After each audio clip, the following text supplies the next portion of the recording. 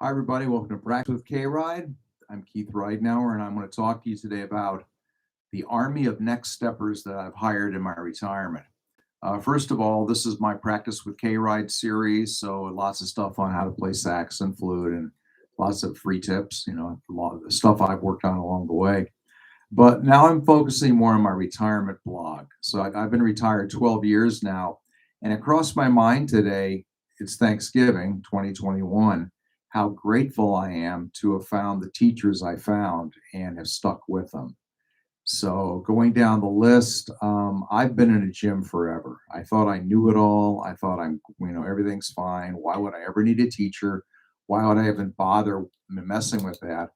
And then I got myself a personal trainer 3 years ago, and I used this guy for a year, and he was okay, but not great. Then I've got my current personal trainer for the last 2 years, and she's amazing. Even if I feel like crap and don't want to work out, I get her on Zoom or actually she does Skype.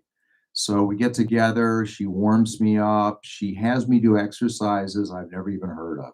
So I'm not just repeating things that I can read out of a book or see on a YouTube. She's coming up with new stuff all the time. She looks at me and she addresses, we always, the joke is we work out whatever doesn't hurt. But having her as a personal trainer and going to the gym every day are probably the biggest integral parts of my retirement. Without my health, I can't do anything else. I can't do passions. I can't do family. I can't do trips. I can't do hobbies, activities, whatever. So health comes first.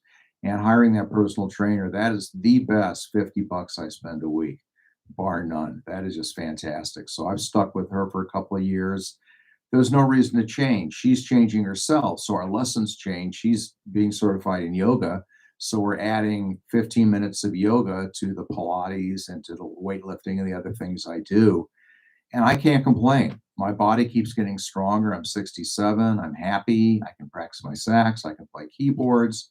I'm doing everything I want to do. So wouldn't even cross my mind to say, okay, that's enough. It's amazing what having that, and I know it from the other side, from being a teacher myself. It's amazing what having that other set of eyes and that other perspective does to whatever you're trying to do. So let's move from that to my saxophone. I had a variety of teachers over the 12 years. I tried one guy out for a year, another guy out for a while. And I always hit kind of a wall of either where I felt like I was recreating stuff I'd done in college, or in some instances, the guy wasn't even listening to me. He was doing his own email while I was hiring him to be a teacher and be a coach. So I eventually settled on a guy that I've been using for the last 6 years. And initially, I got him because I wanted to produce my first CD. So he got me through that, and I said to him, do you have students that have been with you a while? He goes, yeah, 10, 12 years. I go, why?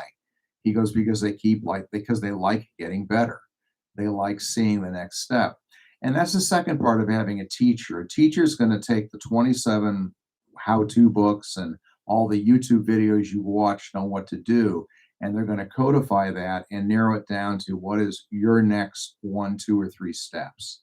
And that is crucial. You're so much better doing one thing to a depth. I'm much better than if I do 15 things kind of half-assed. So that's a big deal to me. So this guy's been good. He's forced me to go to a deeper depth on tone, on time, on technique. He narrows everything down to a very narrow focus, which is wonderful, because if you can't see steady progress, I'm not going to stick with the teacher.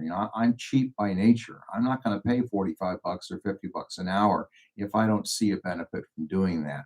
Anyway, he's been wonderful. I've been lucky to have him. And when I chose my teacher, and I think this goes for anything you want to learn, I chose somebody who's doing what I want to do. So I chose this guy because he has 6, 7 CDs out. He's performing regularly and he plays effortlessly. Whatever he wants to do, he just comes out of the horn. He's not struggling. He's a great player. Anyway, so that's why I picked him, and I've stuck with him all this time. Now, my flute teacher, I've vacillated between a few people, but I've settled on this last gal. She's by far the best, just heads up teacher. When she plays her flute, it makes me want to drop everything I'm doing and go back to college and be a flute major. Her tone is that gorgeous. And I can give more specifics out if anybody wants information. She's based in Napa. but she's a wonderful teacher. If you and here's another hallmark of a good teacher. If you say, I keep stubbing my toe, they come up with 5 exercises that they know address that specific problem. So with her, she's been great. Oh, you have a problem fingering? Here's this. Oh, you have a problem with the high notes? Here's this. You want to improve your tone? Here's this. So she's been wonderful. And like I said, when I hear her play, it wants me to go back to college and be a flute major. It's just so exciting and so gratifying to have her as a teacher. Now, as far as keyboards go, I haven't done as steady of that as I'd like to, just because of time considerations, and that's like, one of my lesser concerns because I'm not gigging on keyboards. But I found a guy in Austin, and once again, I got somebody who does what I want to do. This guy produces music, he creates music for other people's CDs, he directs, he composes. He's an amazing sax player in addition to a keyboard player, and I've used his information. He's real cut and dried. He goes, okay, this is what you want to do. Here's some exercises, but go back to the original recording and listen and hear what they want to do. And he said something that stuck in my head all these years. He said, I've played with the best musicians in the world. This is what he's saying. And he said, the best ones almost can't read music, but they have ears as big as all outdoors. You play one thing for them, they have it down and they're ready to go. And I've always respected him saying that, because I do a convalescent show, which is 3 hours of ear training a week. So for 3 hours, no music, hear the music play. And that's been wonderful for my development. Anyway, he's been good. He's gotten me going on some composition stuff. And he, if he was closer and if I had more time, that would be something I'd really pursue heavier. But he's moved me into areas I didn't know existed. And that's another thing. When you're getting a teacher, you're getting a set of next steps. You're also getting a window into the mind of somebody that does something really, really well that you'd like to do. So you get to see how they think, how do they approach problems, how do they take care of their own issues. So that's been wonderful with this guy in Austin that I've been using for composition and for keyboards. Now for voice, I started singing. A lady friend of mine said, I want you to play and sing with me in some shows I do. I said, okay. So I'm doing the keyboard thing. She goes, why don't you sing some background? I go, I don't know how to sing. She goes, well, just try. So I tried, and it's awful. It's awful. But I said, okay, if I'm going to do this, I'm going to get lessons and I'm going to do it well. So I've studied with a variety of teachers, and each one seems to have their own special thing. Like one's really good on getting high notes, one's really good on tone. And I found a teacher lately that's amazing. I love her phrasing. It's not what you say, it's how you say it. So when she sings a line, she just makes it sound so special and so professional. So once again, she has what I want. That's how I want to sing. So I found somebody whose steps I can follow. Plus, she's a good teacher. She can break down all the intermediate steps that I have to do. Now, as far as other instructions, I am so tempted to go to a community college and take a couple classes in anything, just because I love to learn. I love to be around vibrant kids that want to learn and trying to expand their lives. But I just don't have time at this point because of my musical responsibilities, and also because I do a lot of convalescent work and I do a lot of service work. So I just can't give up that side of my life in order to pursue something to be fun. But I guarantee you, if I wasn't doing music, I'd be at a community college 2 days a week learning something and interacting with other people. As far as teachers I've had in the past,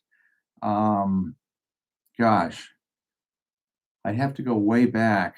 When my student teacher in college, I'll never forget this. I don't remember what he taught me. I don't remember. But what I do remember is every time I saw him, he had a beaming smile. And when he talked to me, I felt like I was the only person in the world and I was his best friend. And I never forgot that. I've always thought when I interact with people, I'd like to do that. I'd like to be that kind of person and be that open and helping and let the person know that you matter. Time and attention are so key. Along the way, I've had other teachers, sponsors in the 12-step program who have taught me many, many things. But in general, what I tell people, they go, well, you're taking lessons in this and that and the other. Why are you doing it? I love it. I absolutely love it. I can't imagine not doing it. I would like playing with more people in more situations and that kind of interaction, but with COVID, and now as I'm getting older, some things aren't as appealing as when I was 45 or 50.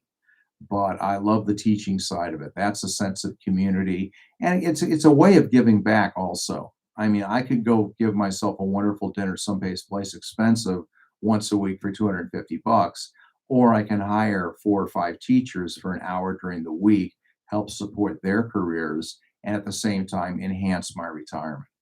So that's my army of next steppers. I call them next steppers because that's the key. I've had teachers that, and I teach myself, so I can fall into this category. I grab a student and I give a whole overview of what we're going to work on for the next 3 years, and you're going to do this and you're going to do that, and that's useless. What a good teacher does, and what I try to do is go, here's where you're at, here's your next step. Now let's work on that. Also, a teacher sets levels of expectations and bars. So you might, kind of go through an exercise and go, well, that's okay, that's fine. But a teacher says, no, the time's not right, the intonation's not right, you're not articulating this piece correctly, you're not making the chord changes. They give you a higher level of expectations and a higher paradigm of professionalism than I, the student, might have. So that's valuable. They say, no, no, you've got to do this. You think you're doing it, but you're not quite there. And that's the biggest challenge I have with new students. With new students, they just don't know what they don't know. So I see people, I get students coming in that have all kinds of issues because they've tried to teach themselves, but they have no clue they're doing it wrong. They know something's not quite right, but they don't know they're playing a half step flat, or they don't know that their embouchure is so messed up, there's no way they can play for more than 20 minutes.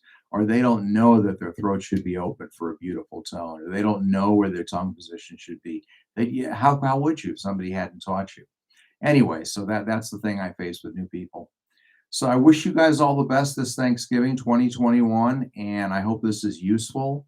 And if there's something you love to do, give it a shot. Hire a teacher and see if that makes a difference in how much fun it is to do the activity. You don't know until you try. Take care, guys. Bye.